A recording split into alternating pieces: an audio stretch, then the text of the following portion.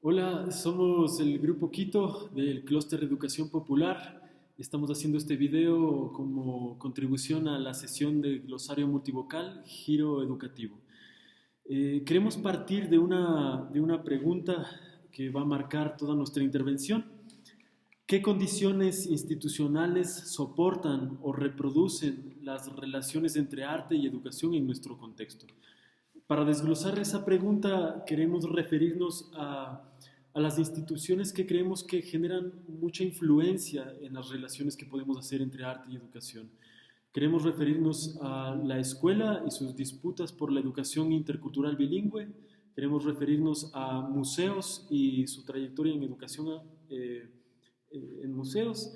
Y, y brevemente tocar el tema de educación artística en las universidades ahora. Para comenzar, escuelas. Es importante ubicarnos en 1940, cuando la educación bilingüe aparece y resulta clave en la conformación, crecimiento de la organización política del movimiento indígena. Eh, en 1990, la demanda por una educación pertinente culturalmente, lingüísticamente, gana una dirección nacional relativamente autónoma, la Dirección Nacional de Educación Intercultural Bilingüe.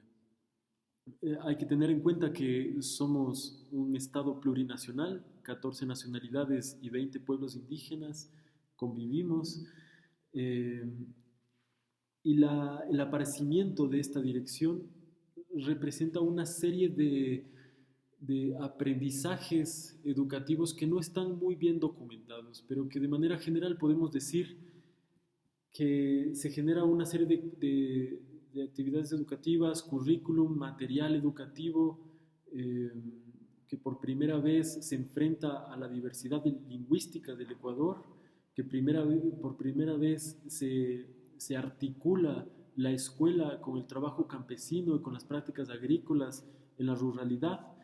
Eh, y luego tenemos que hablar de un proceso de deterioro del sistema, un proceso de deterioro que tiene que ver con el abandono estatal. La educación intercultural bilingüe fue una especie de concesión que le daba el Estado al movimiento indígena, pero retirándole apoyos presupuestarios. Eso devino en una crisis que se acentuó y que en el 2005, cuando el Ecuador suscribe la Declaración del Milenio propuesto por la UNESCO, una serie de metas para la educación, sirve para implementar desde el gobierno una serie de evaluaciones a este sistema de educación.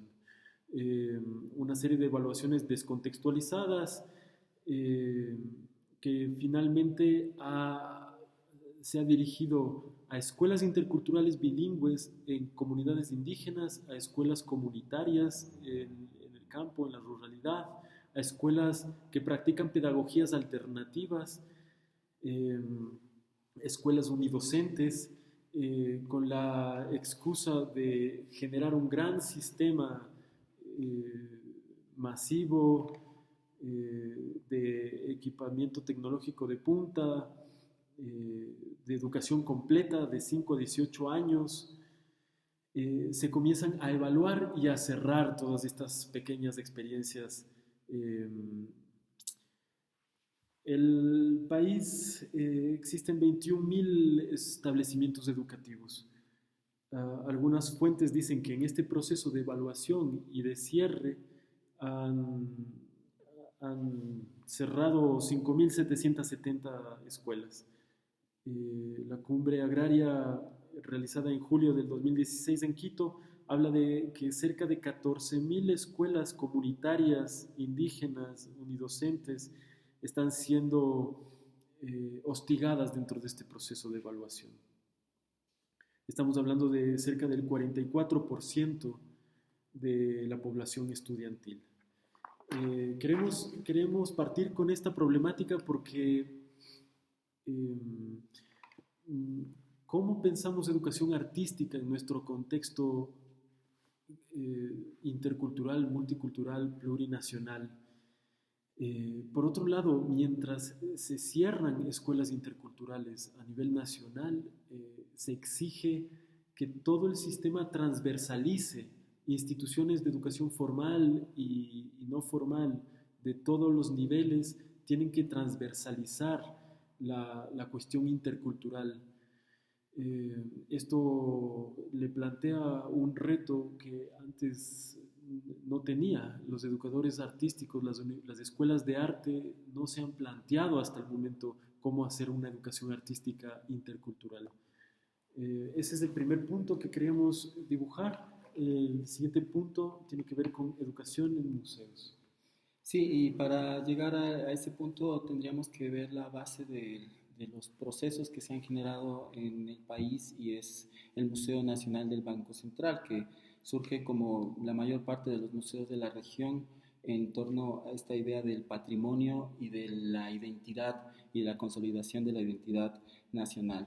El museo surge pensándose en la política de investigación, difusión y conservación del patrimonio en los años 60 y coincide de algún modo con el espacio o en este Estado nacional mestizo que promovía pensarse en otras identidades. Inicialmente es un primer proceso en el que el museo busca a través de estos patrimonios otros y de el proceso arqueológico reflexionar sobre todas estas otras nociones del patrimonio. Así, para ser muy claros, podríamos pensar que en un primer momento investiga, colecciona y de alguna manera trata de difundir este patrimonio, pero en los años 70 amplía esta visión para tratar de pensarse en procesos sociales con comunidades. Esto podría coincidir de alguna manera con todos los aprendizajes que deja la Mesa de Santiago del 72.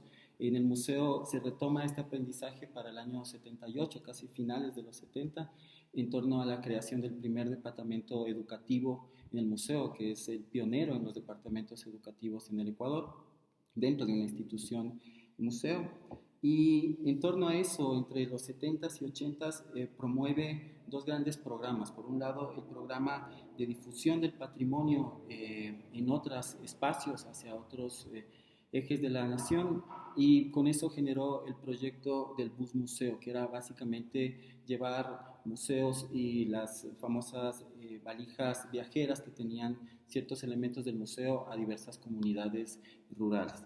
Por otro lado, en este mismo proceso, el museo amplía su visión hacia el patrimonio monumental en el centro histórico, coincidiendo con la Declaratoria de Quito Patrimonio Cultural de la Humanidad. Finalmente, digamos, estos procesos llevan al museo entre los años 90 y el 2000 a generar o a trabajar con programas que busquen reflexionar en torno a diversidades sexuales, a identidades culturales y a otras identidades como identidades rockeras, identidades LGBTI.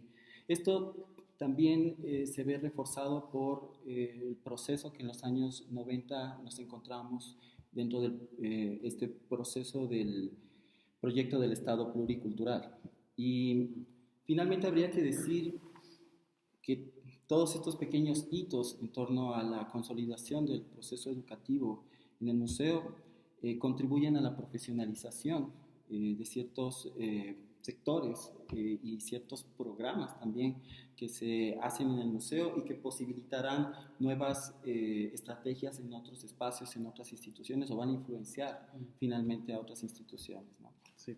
En ese sentido, damos un salto en el tiempo para hablar del aparecimiento de la Fundación Museos de la Ciudad, que quizás ha concentrado las mayores inversiones en cuanto a educación en museos en la ciudad de Quito, quizás porque la ciudad de Quito fue declarada Patrimonio Cultural de la Humanidad en 1972.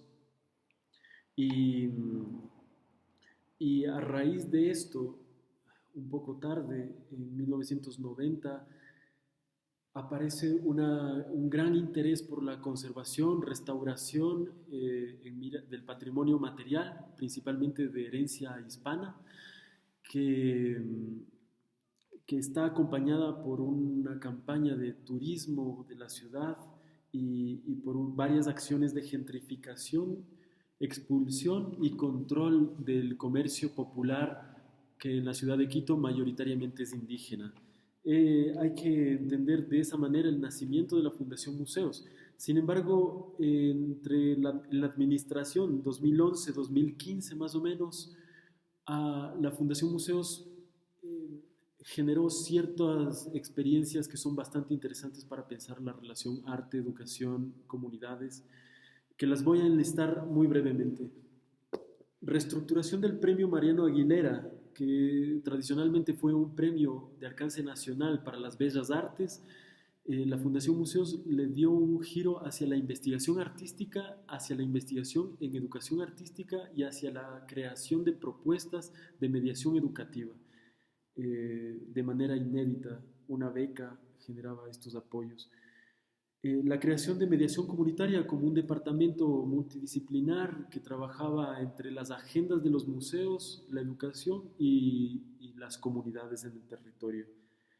Los centros de desarrollo comunitario que lanzaron un programa de educación artística en el territorio que dio trabajo laboral socialmente asegurado a cerca de 90 artistas que trabajaban en esta articulación arte-educación, también de manera inédita. Y también quería mencionar que en los últimos años de esta administración hubo un cruce interesante entre educadores de museos y educadores interculturales bilingües del Mercado San Roque, que era algo que no se había dado en los 16, 18 años de vida de la institución. Hay que aclarar que desde el aparecimiento, estos hitos, ahora pasamos por una especie de crisis, de desmantelamiento también de algunos programas. Estos programas que acabo de mencionar están desaparecidos.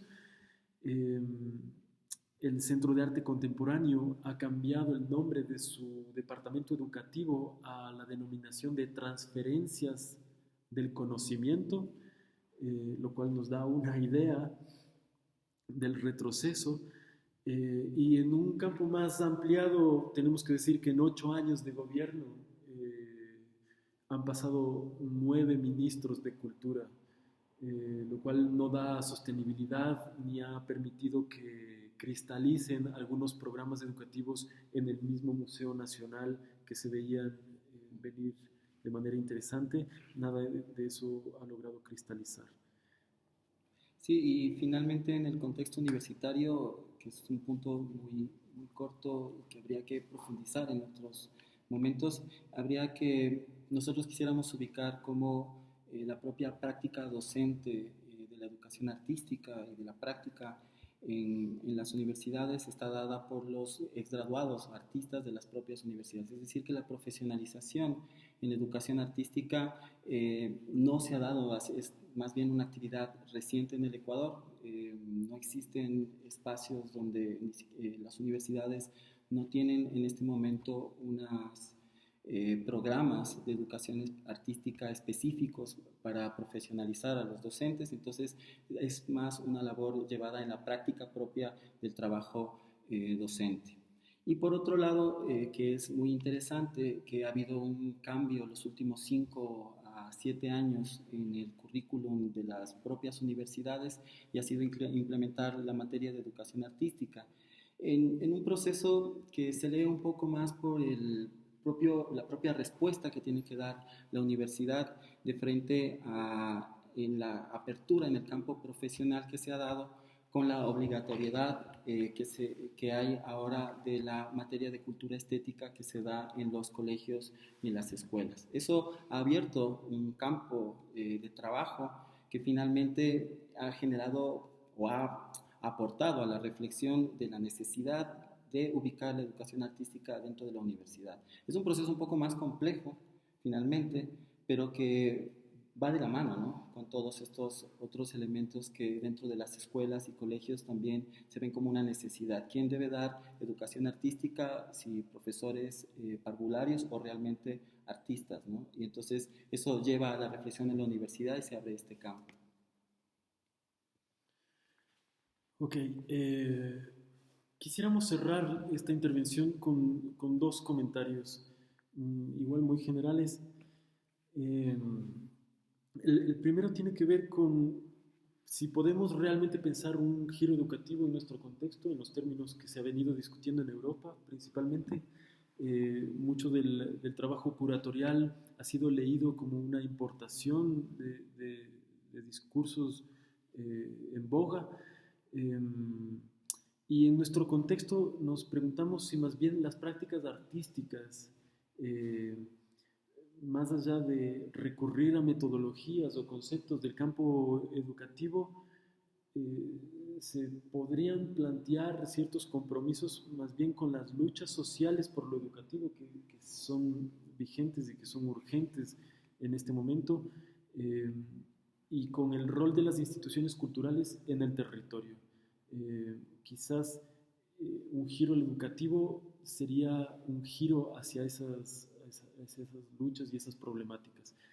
Eh, Sí, y finalmente algo que queda por reflexionar es este papel de la institución. Es decir, nosotros actualmente trabajamos por fuera de la institución, pero lo hacemos a partir de las propias experiencias o fisuras generadas dentro de esta institución. Es decir, los aprendizajes estos que nos han aprendizajes. dejado esos momentos. Y finalmente son reflexiones que estamos retomando y que pensándolo en el contexto más amplio se están haciendo en otros espacios, en los espacios de educación intercultural, cómo se han generado en ciertos momentos ciertas estrategias pedagógicas que ahora finalmente están entrando a colación, ¿no? De cómo esto puede ser un aporte hoy en día. Eso abre como un debate interesante también, ¿no? De qué podemos aportar, de qué puede estar luego, cómo la universidad puede trabajar este perfil hacia la interculturalidad. Ok, con esos dos comentarios creo que cerramos y esperamos el Skype. Saludos.